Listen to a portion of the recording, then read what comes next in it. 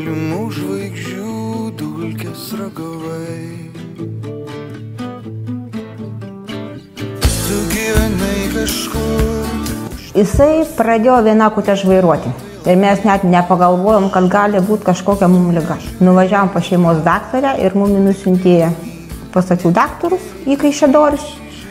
O Kaišiadoris net nežiūrėjęs, skubos tvarka įsiuntė į Kauną. Ir Kaune net be magneto jokio iš karto pasakė, kad turime augliuką. Neurofibromatozė. Kelias tai buvo ilgas, 2 metai mūsų buvo praleisti ligoninėje. 54 chemijos kursai buvo iš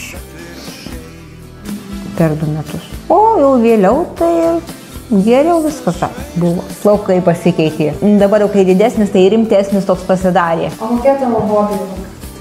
Su draugais žaisti krepšinį ir prie kompiuterio žaisti žaidimus. Man jau senai reikėjo naujo telefono ir tas telefonas labai strigdavo.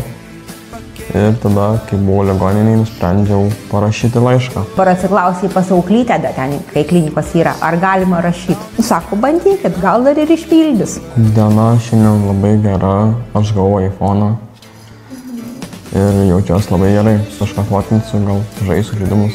Mokslam. Tai kompiuteris yra mokslams. Taip, kompiuteris mokslams. Ačiū tiems žmonėms, kurie aukojo pinigus dėl telefono.